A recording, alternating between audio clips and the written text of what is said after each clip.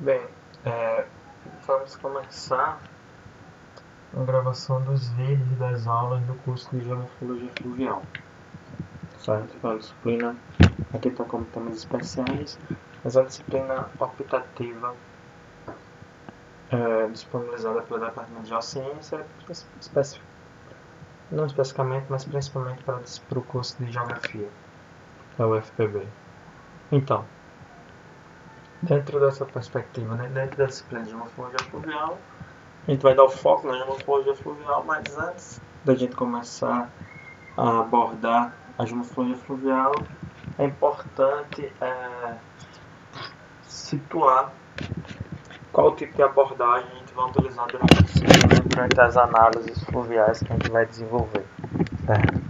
E para isso a gente tem que localizar essa abordagem dentro da abordagem epistemológica que a gente vai seguir. Vai ser a abordagem epistemológica do sistema ambiental físico definido pelo Antônio Cristoforetti. Então, para isso, para a gente entender bem o que é sistema ambiental físico, entender de uma forma geral como a disciplina da gente vai ser desenvolvida, em base teórica da disciplina da gente vai ser desenvolvida, então nossa primeira aula é sobre o sistema ambiental físico e um pouco sobre a evolução da geografia física. Então eu falo evolução, eu falo na evolução epistemológica recente. Então nos últimos 50 anos, como é que as abordagens epistemológicas de geografia física se desenvolveram e quais são as correntes atuais, quais são as abordagens atuais e qual delas vão nos enquadrar para o desenvolvimento da disciplina. Então vamos lá. Inicialmente a gente tem que entender, para avaliar a geografia física contemporânea, a gente tem que entender como é que se deu a construção da geografia física como ciência dentro do positivismo científico, certo? Então vai ser o nascimento da geografia como ciência acadêmica. Então vamos ver só alguns tópicos importantes. Então, ela vai surgir basicamente a partir dos estudos naturalistas, certo? Que vai ser muito comum. Eles começaram, na verdade, o embrião deles começaram com as grandes navegações, mas foram bem consolidados no século XIX. Então você tem o naturalismo científico, o estudo da descrição fisionômica das paisagens de uma forma sistematizada, etc. Então isso vocês viram na disciplina de evolução do pensamento. Dentro dessa perspectiva dos estudos naturalistas, uma perspectiva teórica, uma perspectiva epistemológica que influenciou bastante esse estudo naturalista e geografia física dentro do positivismo foi a influência da teoria do evolucionismo, da evolução do Darwin. Então, a influência do evolucionismo darwinista, o evolucionismo darwinista se enquadrou muito bem dentro das explicações da geografia física. Então, várias áreas da geografia física, que não necessariamente eram chamadas como geografia física, mas, por exemplo, os estudos climáticos, os estudos pedológicos, até os estudos de evolução do relevo se encaixaram, utilizaram o evolucionismo darwinista para se encaixar como ciência moderna, para se adequar à ciência moderna. Então você tem muito trabalho, muitas teorias dessa época que pensavam a paisagem natural de uma forma evolutiva, não só os elementos biológicos, mas também, por exemplo, evolução geológica.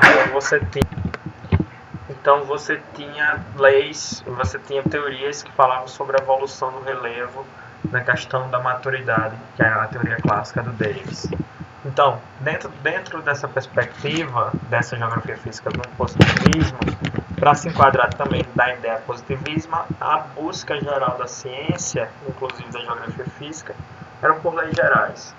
Então, se buscava, a partir de experimentações, a partir de teorias, de observações, leis gerais para se explicar os elementos da natureza. Então, você tem, por exemplo, a lei da evolução do relevo, você tem a lei do ciclo geológico do Davis. Você tem um relevo que, quando é jovem, ele é mais declivoso, e conforme ele vai evoluindo, conforme ele vai amadurecendo, ele vai ficando cada vez mais plano, como seria um relevo senil seria um relevo extremamente plano. Isso seria uma lei geral. Então, dentro da perspectiva do Davis, as paisagens geomorfológicas evoluiriam dessa forma, de uma evolução de idade, poderia dizer assim. Então, por enquanto que ela é jovem, ela é mais declivoso, conforme ele vai ficando maduro, ele vai ficando cada vez mais plano. Então, isso foi a busca por uma lei geral. Isso foi uma de várias outras leis gerais que foram desenvolvidas nas ciências ambientais, nos estudos da natureza. Então você tem muito essa perspectiva de leis gerais. Dentro dessa mesma ideia, também baseada no evolucionismo darwinista, você teve um grande protagonismo, um grande impacto da ideia do determinismo ambiental. Certo? Então, os elementos ambientais determinavam quais eram as características ambientais, controlaram as outras características ambientais. Um exemplo disso, por exemplo, são as primeiras classificações de solos da escola russa, que era uma classificação climatológica. Então, as variações climáticas influenciavam, eram os controladores da evolução dos solos, certo? Então, você tem esse protagonismo de determinismo ambiental, que vai influenciar de uma forma generalizada as ciências naturais, e também em alguns pontos, com alguns pensadores, vai influenciar, inclusive, as ciências humanas. Só que isso não vem ao caso agora. Você tem toda uma crítica ao determinismo, principalmente pelo impacto do determinismo na ciência humana, pelas considerações baseadas no determinismo ambiental para as ciências humanas. Mas, como eu falei, a gente não vai levar isso em consideração quem está pensando dentro da geografia, dentro das ciências naturais. Então, dentro do estudo da paisagem natural, dentro do estudo da natureza, esse determinismo ambiental vai influenciar fortemente esses estudos na natureza. Então, isso a gente tem essa perspectiva da geografia física no positivismo, que com o passar do tempo, principalmente no século XX, no final do século XIX já começam as críticas, mas no início do século XX essas críticas vão se consolidando, não só na geografia física, mas no positivismo lógico como um todo. Certo? Quando a gente pensa na geografia física, e dentro da geografia física você tem a geomorfologia, tem essa citação bem interessante do Rhodes e do Thorne, de 1994, que eles colocam o seguinte: as principais causas da insatisfação com o positivismo lógico na geografia física eram a insustentável distinção entre o observável e o teórico, e sua tentativa de desenvolver uma filosofia normativa, determinando a forma como os cientistas deviam trabalhar seus temas, sem levar em conta a história social. Então, nessa perspectiva de Rhodes e Thorne, eles colocavam alguns problemas. Certo? Primeiro, é uma crítica que eles fazem à construção das leis gerais. Então, às vezes era desenvolvido uma teoria geral que se concretizava em uma lei geral que funcionaria para todos os tipos de paisagens, só que era basicamente sustentável essa comparação do teórico com o observável. Certo? Muitas vezes isso não acontecia, muitas vezes era muito difícil separar o observável do teórico, então as leis gerais acabavam não se enquadrando muito bem. E ao mesmo tempo, esse positivismo lógico também não levava em conta a história social daquelas paisagens. Não só das paisagens humanas, mas também das paisagens físicas que apresentavam um histórico. Certo? E não necessariamente aquelas paisagens vão apresentar o mesmo histórico. Mesmo se a gente pensar em bacias hidrográficas semelhantes, elas podem ter históricos diferentes, certo? Não só históricos sociais, que vão gerar características diferentes, características e elementos diferentes que vão diferenciar a dinâmica natural, mas também, como observou bem, por exemplo, o Gary Brearley falando sobre as memórias da paisagem, pode ter elementos naturais específicos para cada uma das áreas, inclusive elementos geológicos, então, pequenas características geológicas locais que vão gerar respostas e comportamentos diferenciados. Então, dentro do positivismo lógico, com a busca por essas leis gerais, com a busca por uma generalização da complexidade da natureza, fazia com que essa filosofia normativa não se adequasse muito bem. certo? E muitas vezes aquelas leis gerais não se enquadravam em determinadas paisagens, então elas não funcionavam para determinadas paisagens. Dentro dessa perspectiva, começou a se buscar saídas para essa geografia clássica, para essa geografia da busca por leis gerais. E a primeira saída foi justamente o desenvolvimento da geografia regional, no início do século XX, onde você tinha, primeiro, uma busca pela caracterização regional. Então a geografia física deixa de buscar leis gerais que funcionariam para o mundo todo, como seriam as leis da física, e começariam a buscar a caracterização regional. Então os estudos geográficos se tornam regionais. Então a ideia agora é fazer regionalizações. Então isso influenciou a geografia como um todo, inclusive a geografia física e a geomorfologia. E isso basicamente se dava pela consideração que cada local vai apresentar um conjunto de características distintas. Então, todas as localidades, se a gente pensar dentro da geomorfologia fluvial, por exemplo, todas as bacias hidrográficas vão apresentar características distintas. Então, caberia a geografia estudar esses locais separadamente para identificar esse conjunto de características. Então, a geografia regional vai ser a grande ênfase da geografia durante muitas décadas. Só que com o passar do tempo, principalmente começam as críticas na década de 40, mas principalmente a partir da década de 50, você começa a ter um declínio da geografia regional. Você começa a ter algumas críticas a essa geografia regional. Como, por exemplo, começam a surgir demandas práticas que a geografia regional, por ser uma geografia descritiva, por ser uma geografia de descrição de conjunto de características, não conseguiam resolver. E ao mesmo tempo, você começa a ter um fortalecimento das ideias neopositivistas e começa a ter críticas como essa que colocava que a geografia regional era considerada um método não científico e ultrapassado. Então era simplesmente uma descrição e não um método científico.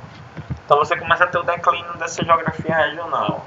Declínio esse que não eliminou a geografia regional. Então ainda hoje a gente tem trabalhos de geografia regionais, mas não mais como você tinha antigamente, por exemplo, no Brasil, nos tempos áureos da geografia dentro do IBGE, aqui para o Nordeste, da geografia dentro da SUDENE.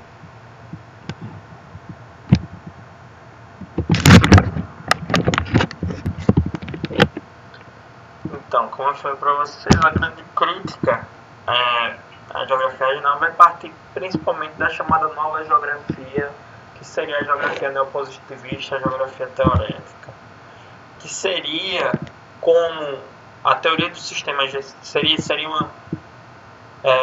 uma resposta da introdução da teoria dos sistemas gerais dentro da geografia física. Então, a teoria dos sistemas gerais ela vai contrariar diretamente as ideias positivistas, então ela vai ser uma forma de rediscutir as ideias do positivismo clássico,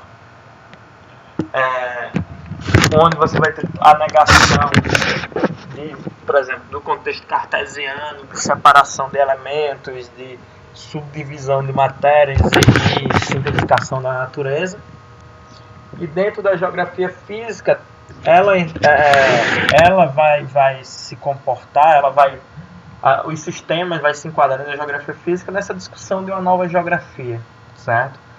Onde, que diferente do que a geografia regional fazia na descrição da paisagem, onde a paisagem era descrita de uma forma separada, então aqueles trabalhos clássicos de geografia, onde você tem, por exemplo, caracterização da geografia física de um local, onde você tem separadamente as características do clima, as características do relevo, as características da vegetação, as características do solo. A ideia da introdução dos sistemas na geografia física é você trabalhar de uma forma holística, ou seja, que o objetivo principal é tentar entender as interações entre os elementos, não necessariamente descrever, não apenas descrever os elementos. Então a ideia teórica seria essa, e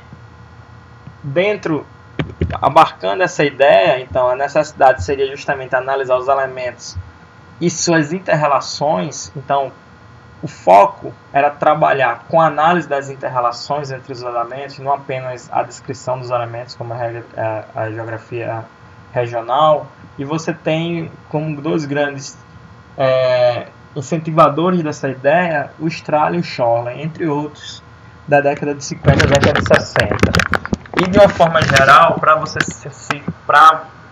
dentro dessa discussão também que o método não era científico, que o método da geografia regional não era científico, você tinha na época, na década de 50, na década de 60, a sobrevalorização dos métodos matemáticos e estatísticos.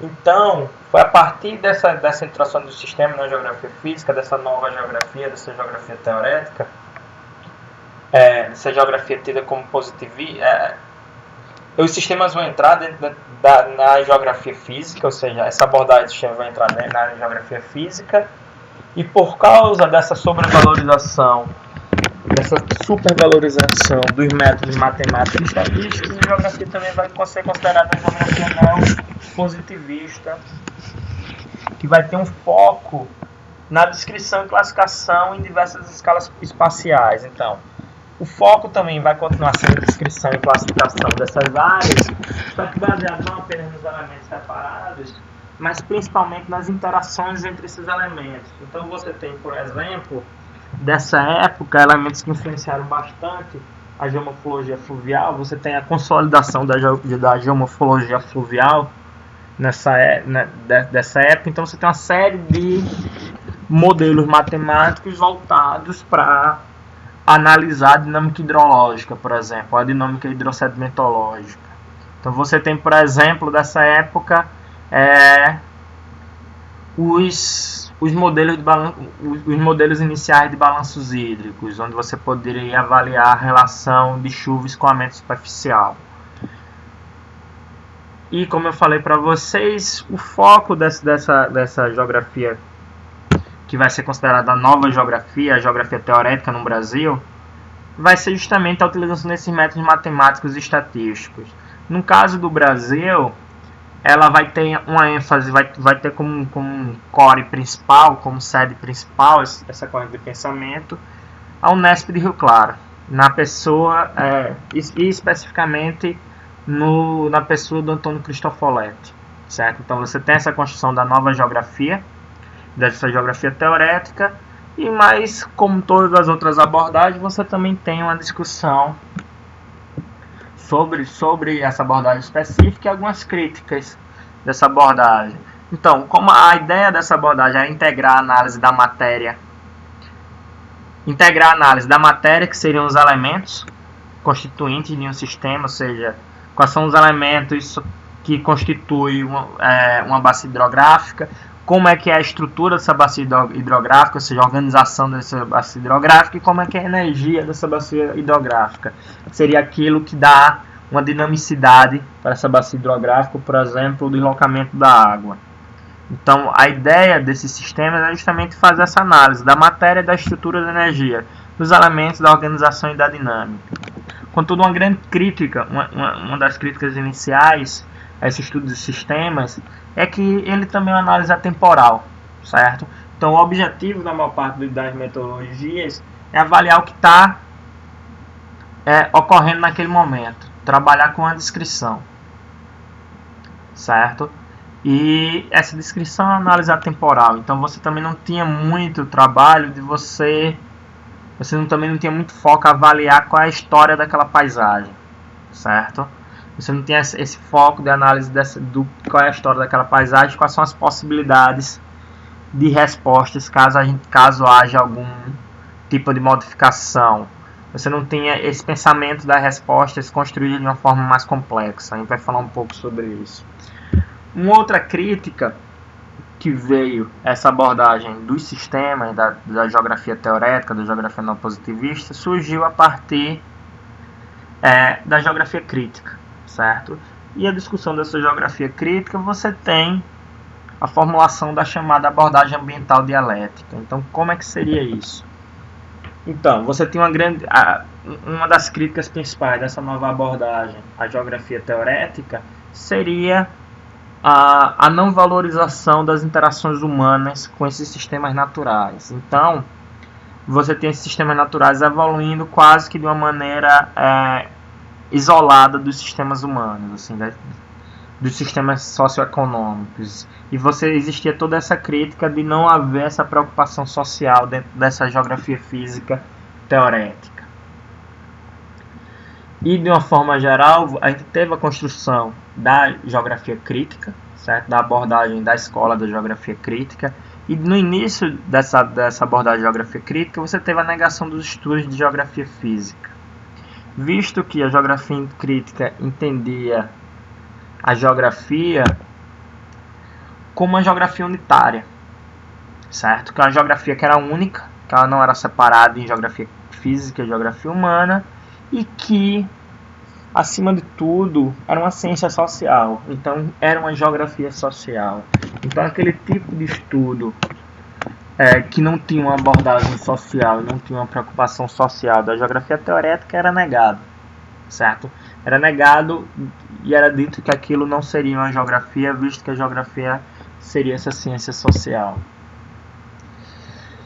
Com o passar do tempo, como os estudos físicos, como os geógrafos físicos se mantiveram trabalhando e ao mesmo tempo buscaram se adequar a essa geografia crítica, essa abordagem da geografia crítica, começou a ter discussões que também se adequaram à discussão ambiental global. Também já na década de 70, na década de 80, você tem a criação da chamada geografia ambiental ou socioambiental, certo? Onde você tinha esse estudo da geografia de elementos físicos da natureza, de relações físicas da natureza, mas da inter-relação desses elementos físicos com as sociedades. Então o foco é justamente trabalhar nessa interface sociedade e natureza, certo? E dentro dessa perspectiva, quando se observa o core desses trabalhos, os elementos naturais estão no mesmo nível categórico que os elementos antrópicos. Então, a sociedade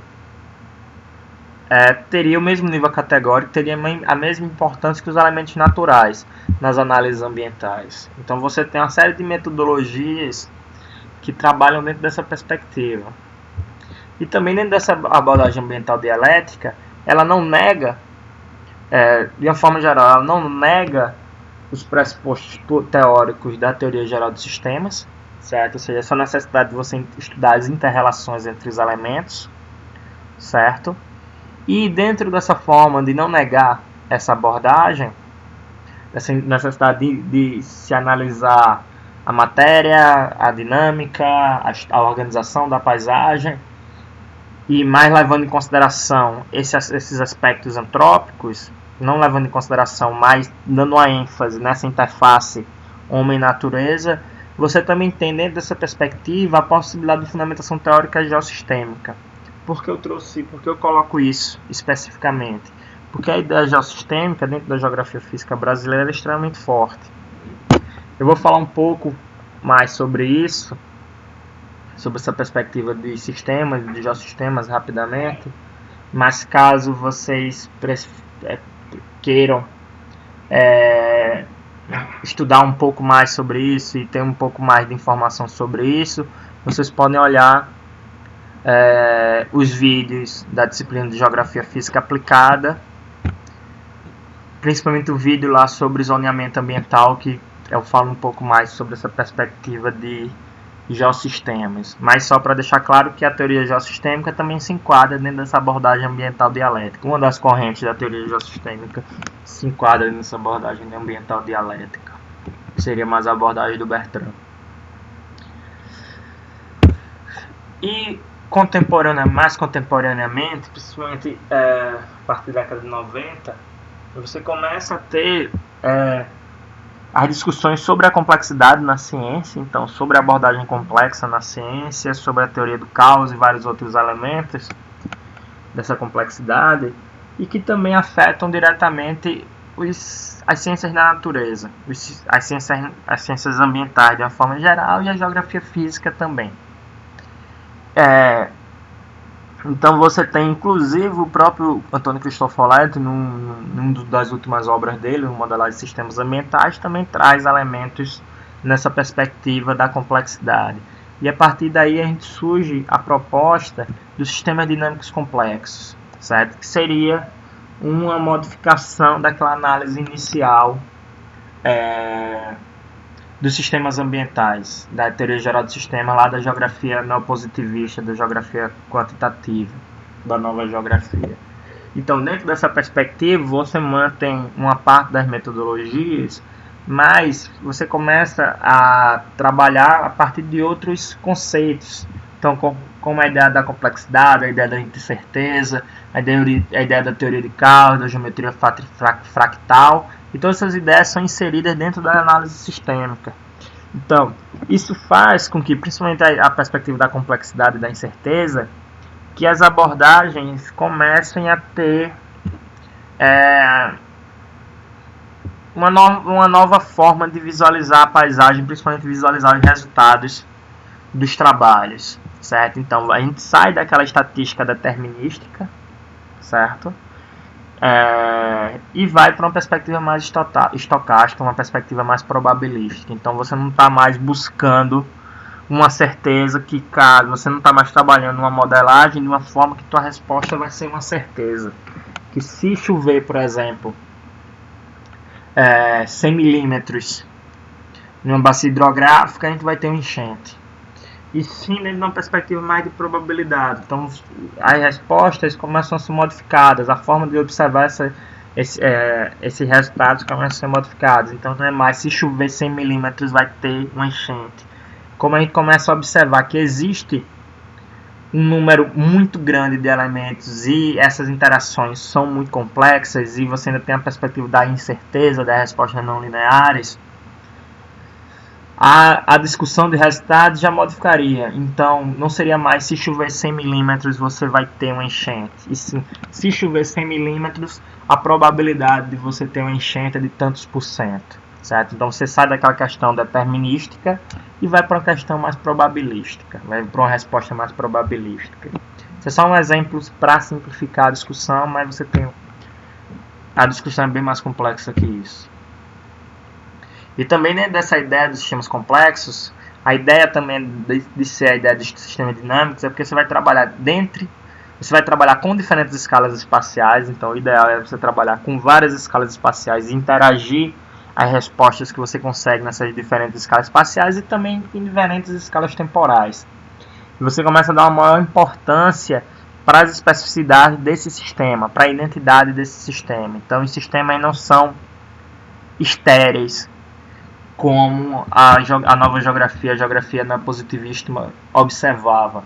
Então o sistema ele não é estéreo, ele tem uma história, ele tem uma organicidade, certo? Então é importante entender essa identidade desses sistemas. E de uma forma geral, o foco sai na geografia neopositivista, que era bem de descrição e de classificação dessas paisagens. A gente sai dessa perspectiva de descrição e classificação e vai para ter um foco na dinâmica dos sistemas físicos, certo? Então o foco principal é a gente avaliar qual é a dinâmica desses sistemas físicos.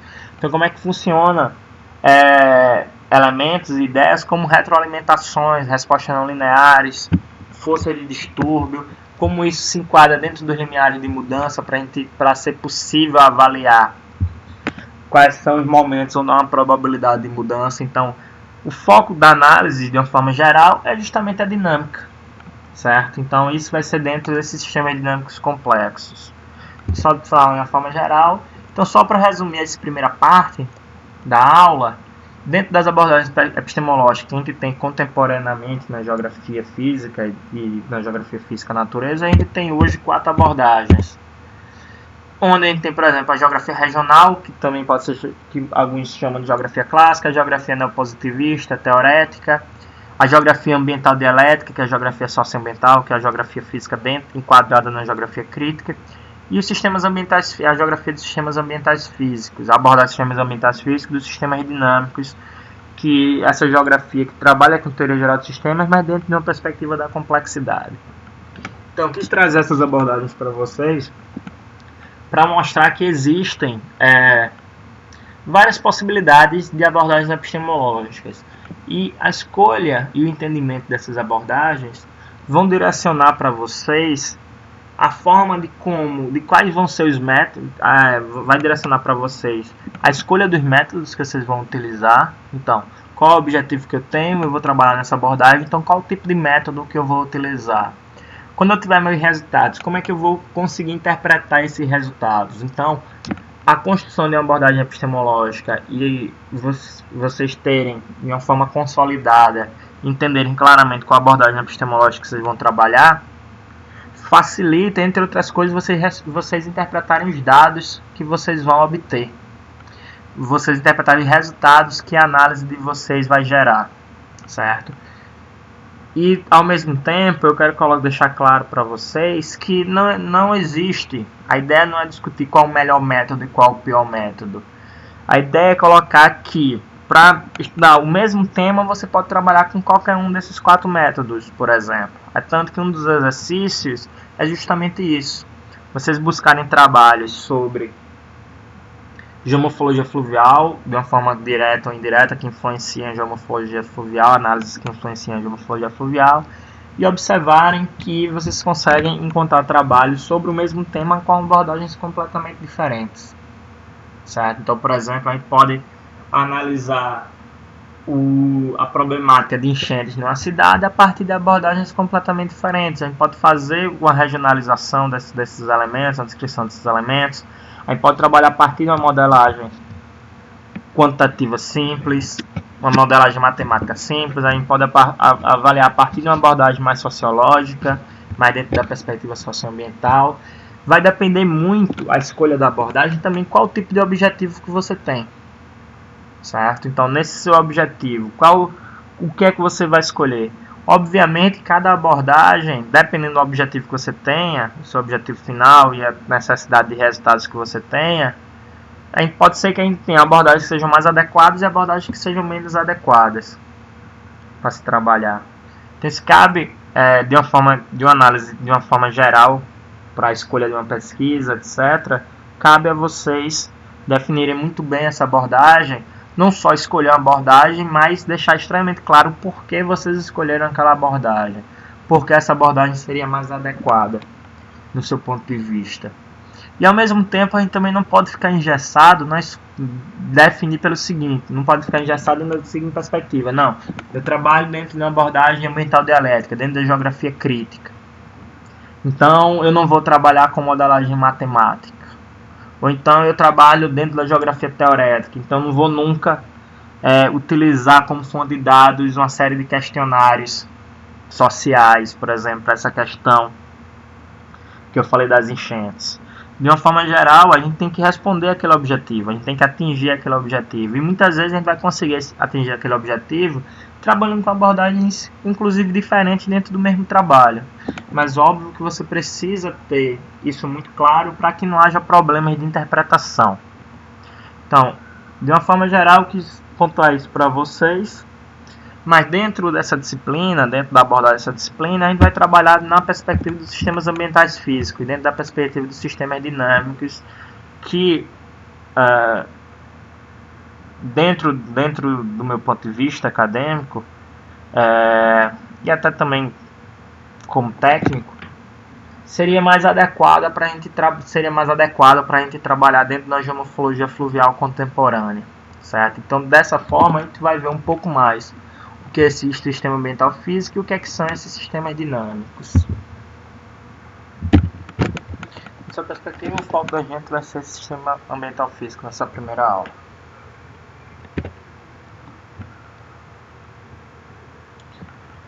De uma forma geral, um conceito clássico de sistema ambiental físico, tem lá no Modelagem de Sistemas Ambientais, que é um dos livros básicos da disciplina, ele coloca que os sistemas ambientais físicos representam a organização espacial resultante da interação dos elementos físicos e biológicos da natureza. E isso seria o campo de atuação da geografia. Então, estudar esses sistemas ambientais físicos seria o objetivo da geografia física. Então, a gente vai trabalhar dentro dessa perspectiva durante a disciplina.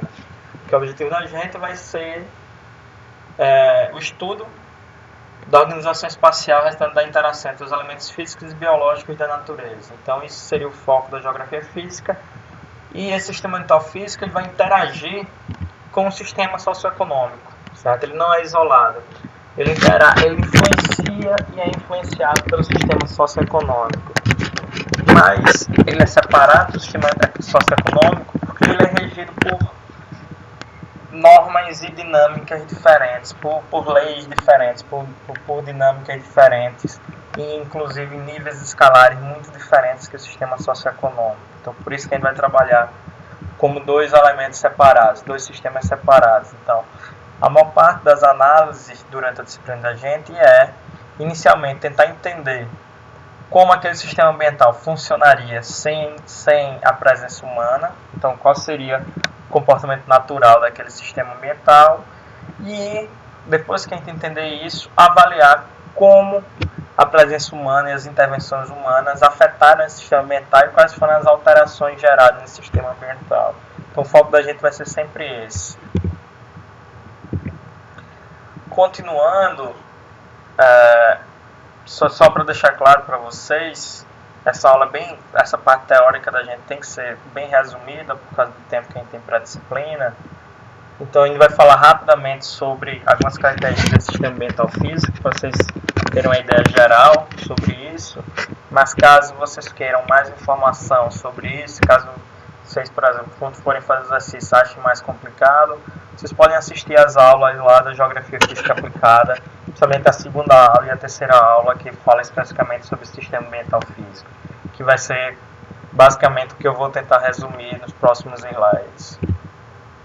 Então, de uma forma geral, algumas características gerais desses sistemas ambientais a gente vai avaliar. Então, o sistema ambiental físico vai representar a organização espacial resultante da interação dos elementos físicos e biológicos da natureza e vai apresentar algumas características necessárias para a gente entender ele.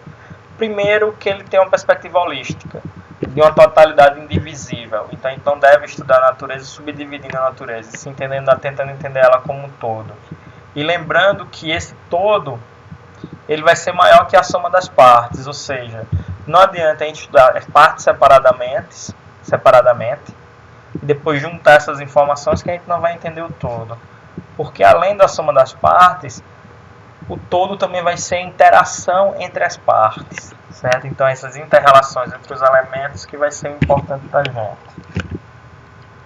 Então se a gente vai trabalhar no sistema climático, a gente tem que saber que ele vai ser extremamente complexo, vai ter uma série de elementos que vão influenciar esse sistema climático, mas a gente não pode estudar apenas os elementos separadamente e também suas inter-relações. Então, como é que a umidade global afeta e é afetada pelos ecossistemas terrestres, por exemplo. Continuando, para não se prender tanto, assim, outra questão também que eu esqueci de falar no início da gravação, que essa gravação da mesma aula que foi dado, que foi feita presencial em sala de aula, certo?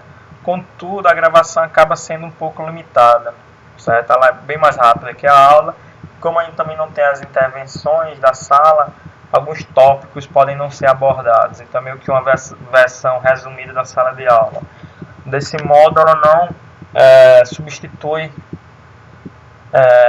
a presença em aula, é apenas mais uma forma de auxiliar vocês, de relembrar, ou realmente para aqueles que não puderam ir para a aula também não terem uma perda completa do assunto que foi passado na sala de aula. Então, voltando para os sistemas ambientais, então, de uma forma geral, a gente trabalha dentro de uma totalidade indivisível e tem que observar que existe uma estrutura hierárquica nos sistemas ambientais. Eles não necessariamente devem ser avaliados no mesmo nível hierárquico. Então, obviamente, a gente vai ter elementos que vão ser controladores e elementos que vão ser controlados nesse sistema ambiental. E a organização também nesse sistema ambiental, a gente pode pensar em um grande sistema e vários subsistemas dentro, que é como a hierarquização do universo, por exemplo, onde a gente tem um sistema mais amplo do universo e tem vários subsistemas dentro desse universo. Se a gente pensar na relação de... isso é um gráfico, só para lembrar também, a maior parte das imagens vão estar com as referências, ok? Então vai ter a referência de onde as imagens foram tiradas. A maior parte, além disso, tem uma outra imagem que não está com referência, mas isso vai ser corrigido. Qualquer dúvida é só perguntar nos comentários.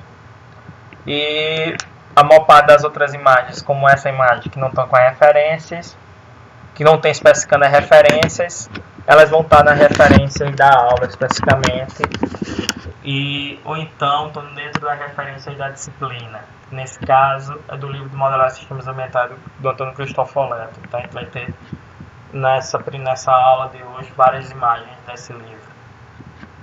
Então, dentro dessa perspectiva do sistema hierárquico, se a gente pensar a relação da entrada da chuva com a saída no débito de escoamento no canal, a gente pode pensar em vários sistemas, e cada um em vários subsistemas. Então, o sistema de chuva-vazão, e dentro do sistema chuva-vazão a gente tem vários sistemas, como por exemplo o sistema de vertentes e o sistema de canais. E até dentro desse sistema de vertentes a gente tem vários outros elementos que podem ser transformados em sistemas. Então, a interação do solo com a água a gente pode transformar ela em sistema. Então, a gente vai ter vários elementos que vão estar interagindo nisso. Então, é uma hierarquia. A gente tem sistemas maiores que contêm sistemas menores. Dentro dessa perspectiva de hierarquia, para a gente entender também essa perspectiva de hierarquia, é obrigatório entender a ideia de escalas, que é um dos conceitos-chave dentro dos estudos geográficos e vai ser extremamente importante para os estudos da gente. Vocês vão ver que durante todo o tempo que a gente vai trabalhando de uma folha fluvial, a gente vai estar trabalhando em diversas escalas. Certo? A gente vai na escala da bacia hidrográfica, na escala da unidade geomórfica, na escala de trecho de canal, na escala da unidade de paisagem. Então a gente vai estar sempre trabalhando por escalas. Então é importante a gente definir bem quais são as escalas. Então a gente tem a escala geográfica, que é a delimitação da área que você vai estar trabalhando. Obviamente a delimitação da área também vai definir qual nível de detalhe que você vai trabalhar.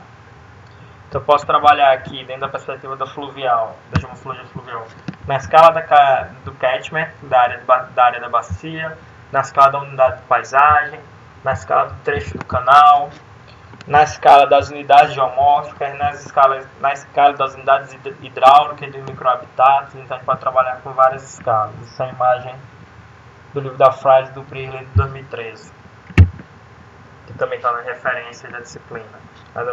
A principal referência da disciplina, na realidade. Eu vou explicar na próxima aula, eu explico melhor para vocês sobre isso.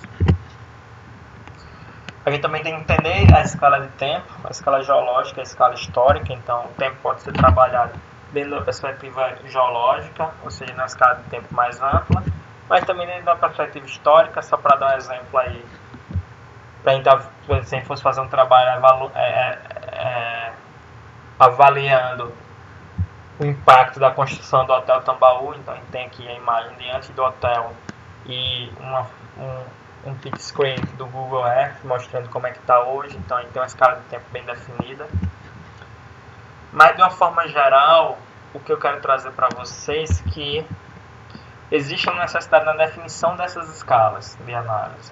Então toda escala de análise de morfologia fluvial, a gente vai começar definindo qual é a escala geográfica que a gente está analisando, e também definir dentro do objetivo da gente, deixando bem claro também qual a escala de tempo que a gente está avaliando. Então, qual o período de tempo que a gente está avaliando, qual a distribuição, ou seja, a escala espacial, a escala geográfica, qual o tamanho da bacia que a gente está trabalhando, e no tempo, se a gente está trabalhando baseado em eventos específicos, se a gente está analisando um evento específico, se a gente está avaliando o tempo contínuo, então o que foi que aconteceu nos últimos 10 anos, por exemplo, ou então o que é que está...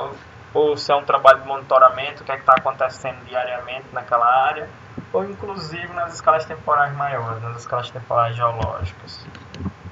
Então a escala é um elemento importante para a gente definir.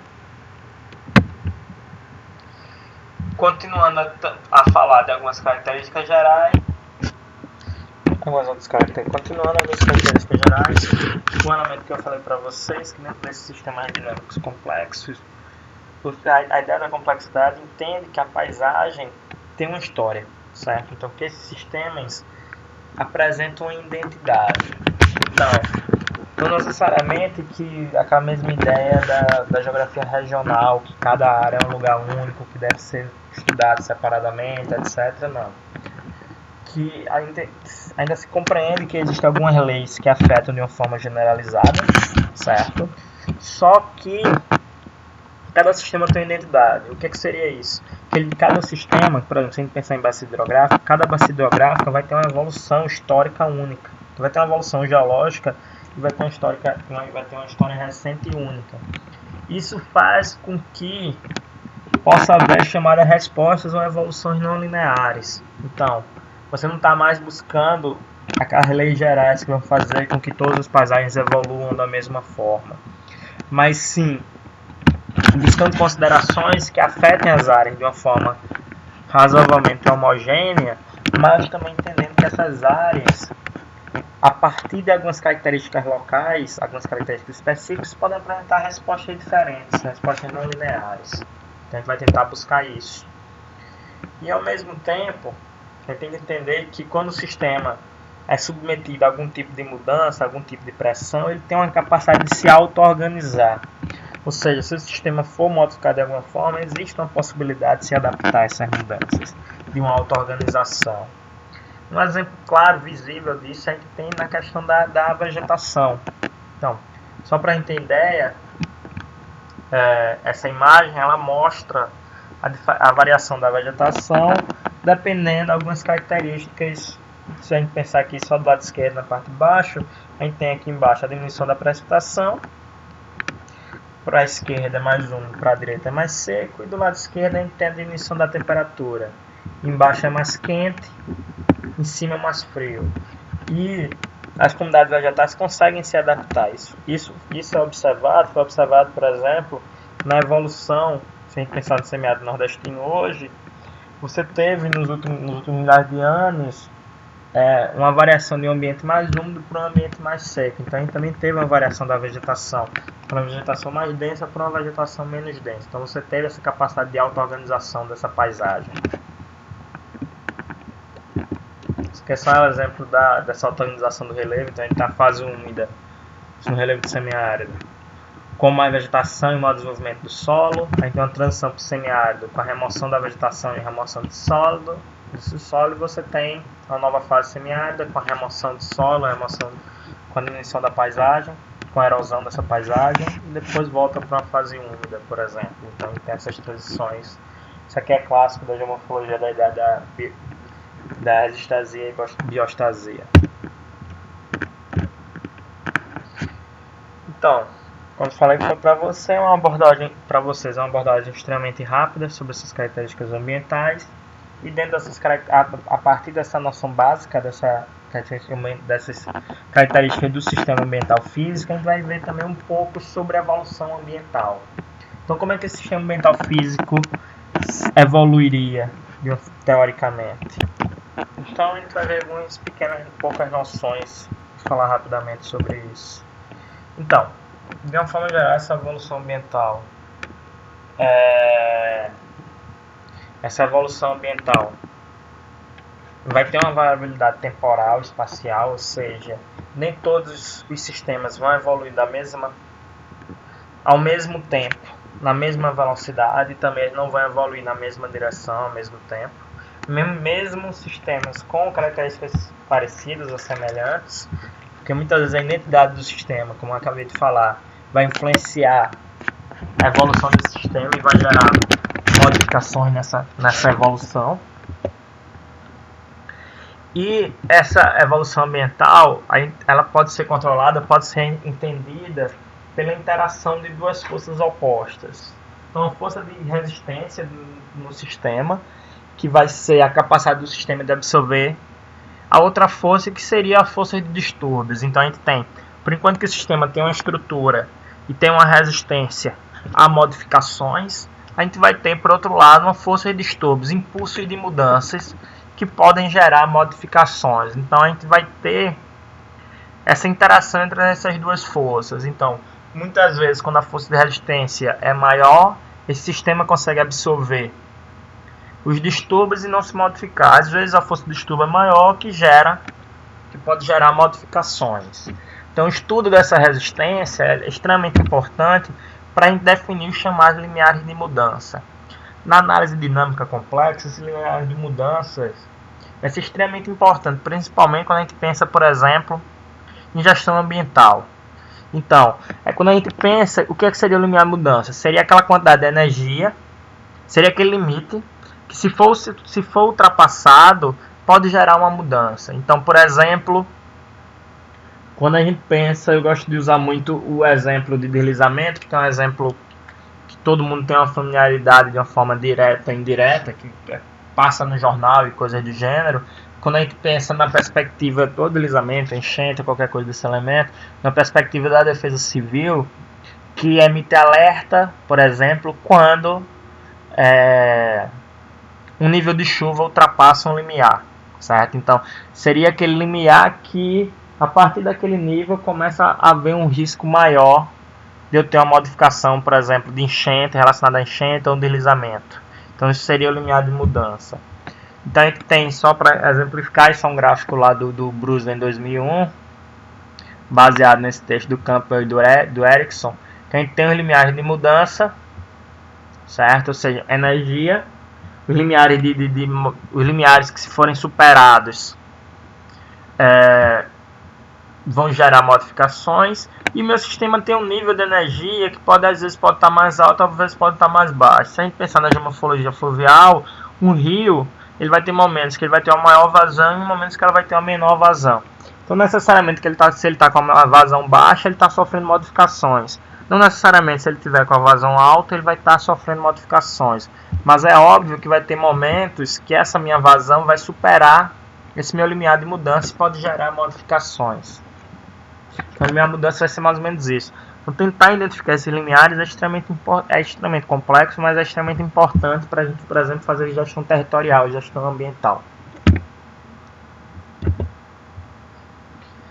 E dentro dessa perspectiva dos limiares de mudança, a gente tem que entender que quando a energia está dentro desses limiares, esse sistema está dentro da perspectiva de estabilidade, certo? Ou seja, está dentro da perspectiva que ele não está sofrendo mudanças, não necessariamente dentro dessa ideia, mas sim que a organização do meu sistema, ou seja, as características do meu sistema estão ajustadas às características ambientais vigentes, ou seja, ele está adaptado àquelas características ambientais vigentes.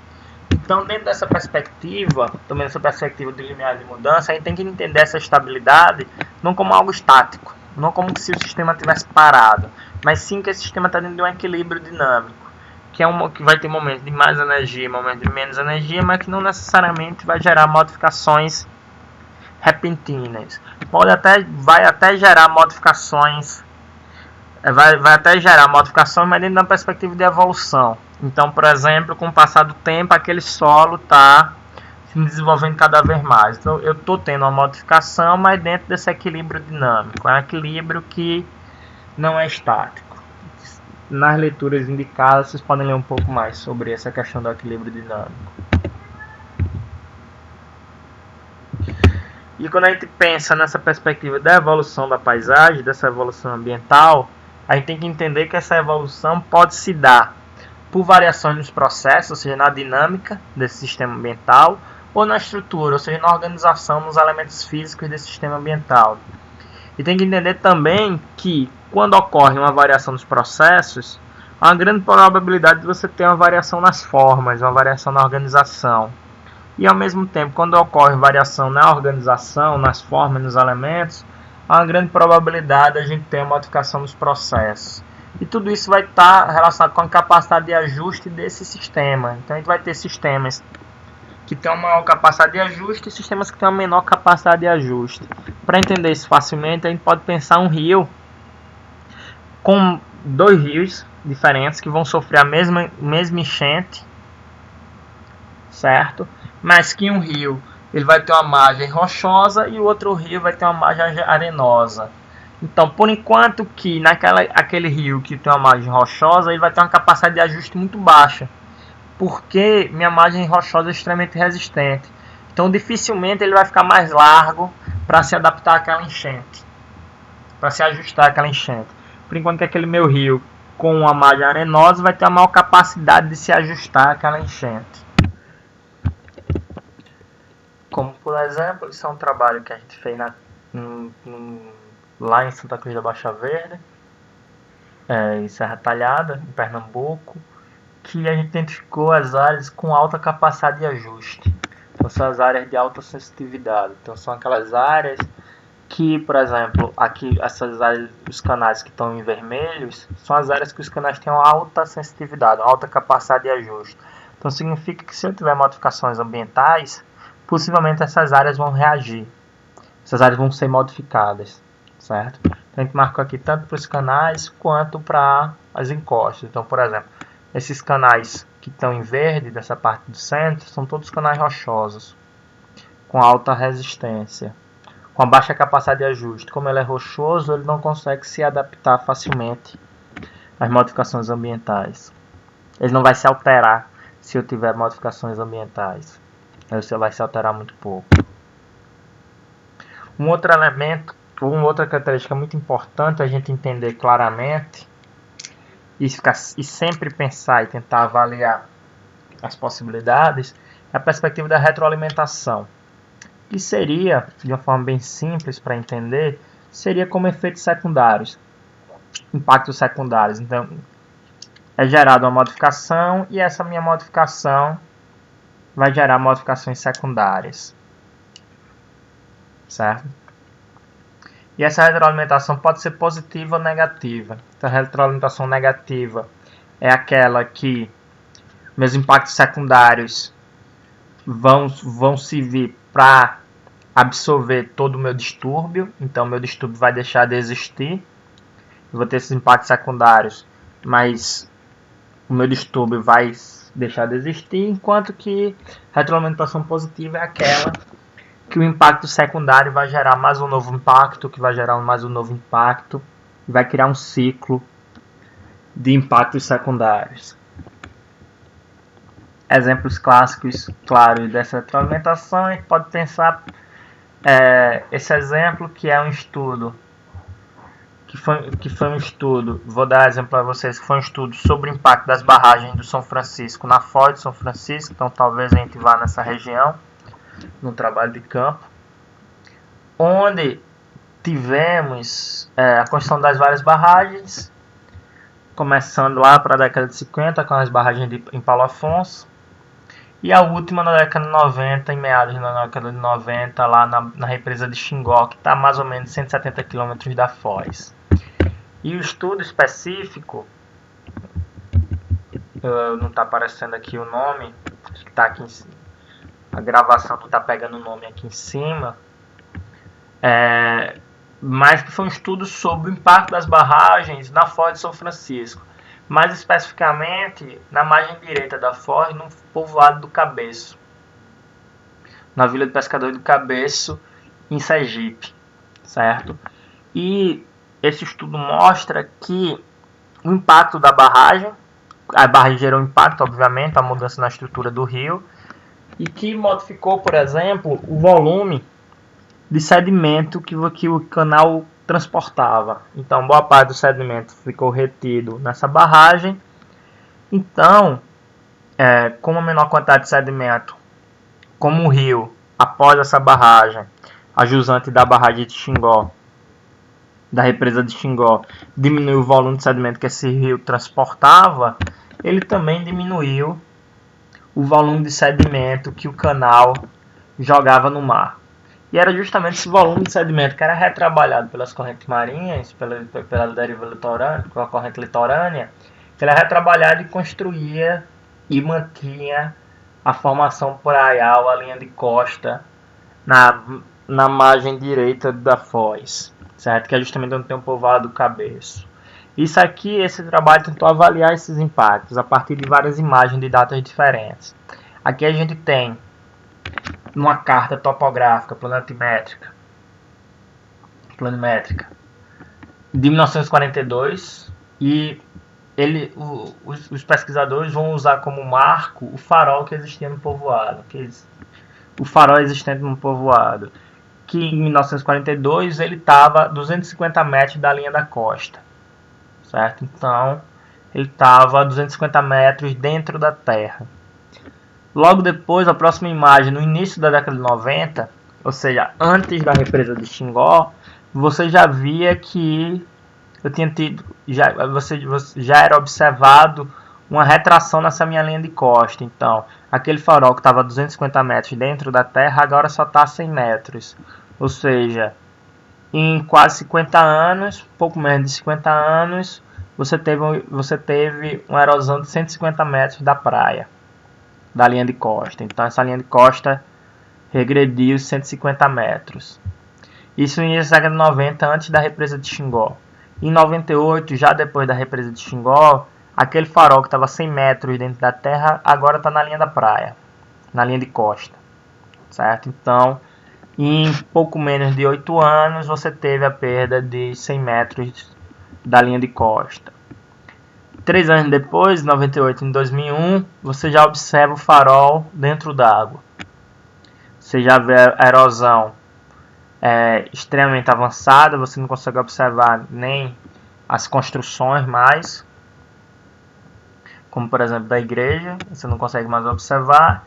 E em 2002, um pouco depois, uma imagem aérea, você já vê o farol literalmente dentro d'água, certo? Já fora, já bem distante da costa. E para finalizar essa imagem de 2004, onde o farol já está a 235 metros dentro d'água. Então, ele está a 255 metros longe da linha da costa, dentro d'água, certo? Então, você teve uma evolução nessa erosão muito rápida e, como os autores justificam nesse trabalho, a possibilidade de um dos grandes influenciadores, o principal motivo, possivelmente, é justamente a construção da barragem de Xingó. Isso aqui seria um efeito secundário, uma retroalimentação do impacto da barragem de Xingó. Então, um impacto secundário. Um outro exemplo clássico disso eu vou mostrar para vocês daqui a pouco, que é... Daqui a pouco eu vou mostrar outro exemplo interessante sobre isso, mas antes de a gente falar sobre isso, só um último tópico sobre a evolução ambiental é a ideia da resiliência, certo? E o que é a resiliência de uma paisagem? É a capacidade da paisagem se manter como ela era, certo? Se manter estável, seria mais ou menos isso. E o que seria isso? É diferente da resistência, que a resiliência seria a capacidade de, após haver uma mudança, essa paisagem retornar ao equilíbrio, certo? E esse equilíbrio, ou seja, a paisagem sofreu uma mudança e ele retorna ao equilíbrio. E esse equilíbrio, ele pode ser, esse retorno ao equilíbrio pode ser o retorno ao equilíbrio inicial. Então, a paisagem vai voltar ao que era antes da mudança, ou pode ser um novo equilíbrio. Então, a paisagem vai se adaptar, vai se ajustar àquela modificação ambiental e vai se tornar, e vai entrar em um novo equilíbrio diferente, mesmo apresentando mudanças visíveis, mas vai estar em um momento equilibrado, certo? Não vai estar sofrendo degradação. Como, por exemplo, uma perspectiva de resiliência, essas imagens que está lá de Santa Cruz da Baixa Verde, onde a gente tem uma área que é caracterizada como vale fluvial preenchido, ou seja, uma área que é um alagado, que deveria ser um alagado, era naturalmente um alagado, sem ter um canal escavado. Então é uma área, é um estilo de rio que eu não tenho um canal escavado, que eu não tenho um canal específico, e sim simplesmente uma área extremamente plana, onde o fluxo extravasa como um todo. E aqui você observa, nessa imagem de 2009, que nessa área começa a ter uma marca de uma linha de drenagem. Então começa a ter escavação vertical de um canal. Aqui em 2010 você já observa que esse canal já está bem mais desenvolvido e começa a se tornar contínuo, um canal contínuo. Então você tem essa marca aqui, e aqui lateralmente do lado direito você começa a ter uma outra marca. Contudo, a partir de 2010, uma série de intervenções, como a construção de barragem de retenção de sedimento, foi gerada essa série de intervenções, e também teve uma dinâmica climática um pouco diferente, com predomínio de eventos de baixa magnitude, e aquele canal, tanto o canal do lado direito, quanto esse canal principal, o maior canal que estava se formando aqui do lado esquerdo, eles começam a ser soterrados, certo? Então aquela área canalizada aquele trecho canalizado começa a deixar de existir. E aquele meu vale volta a não ter canal e volta a ser um alagado como ele era antes. Bastante semelhante como era antes. Volta a entrar em equilíbrio dentro daquele estilo fluvial que eles comportavam. Um outro exemplo bem visível de capacidade de retorno e de, mais especificamente, de retroalimentação nesse caso. Esse vídeo é mais para retroalimentação, mas só para a gente finalizar. Só para a gente finalizar essa aula e entender melhor que é retroalimentação. Isso é um experimento gravado, certo? Isso é um vídeo de um experimento de Fluma. Ou seja, é um experimento que ele vai recriar um ambiente fluvial, certo? Onde a gente tem um canal escavado, uma área como se fosse uma plana de inundação, e dentro dessa plana de inundação uma área rebaixada, que é um alagado, certo? Então a gente tem aqui uma área alagada dentro dessa plana de inundação, como se fosse um lago dentro dessa plana de inundação, e o nível dessa área alagada é justamente controlado pelo nível do canal. Então quando meu canal está mais alto, essa minha área alagada, o volume de água, o nível da água na minha área alagada vai estar mais alto. Quando o nível de água do canal estiver mais baixo, essa área também vai baixar o nível de água. Então, nesse experimento feito lá pelo Departamento de Recursos Naturais do Missouri,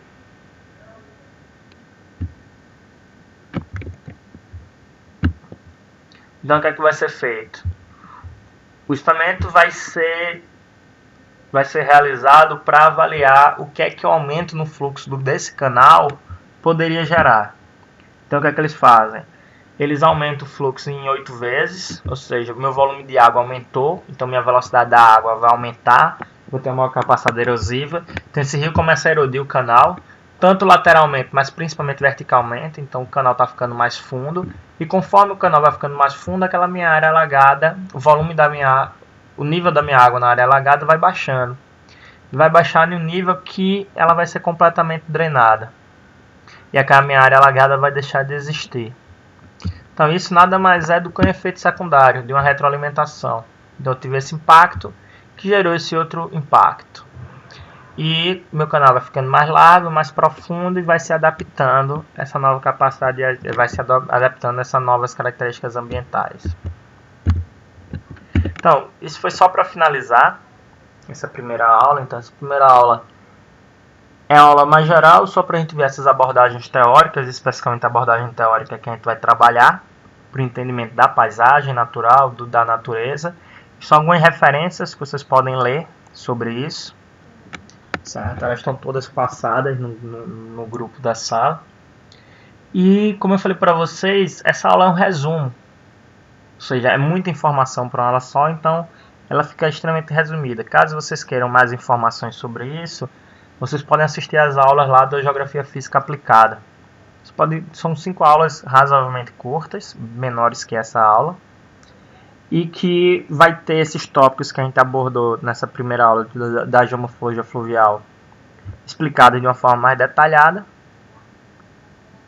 E também vai ter outros tópicos interessantes para vocês avaliarem. Então, quem não fez a disciplina, quem não fez o curso de Geografia Física Aplicada comigo, podem dar uma olhada lá no curso, que vai ser interessante e vai facilitar com que vocês entendam essa primeira aula e consigam fazer o exercício. Então, é basicamente isso, a primeira aula. E na segunda aula a gente vai começar a ver o que é o sistema fluvial, o que é a bacia hidrográfica, quais são os controles dessa bacia hidrográfica do sistema fluvial.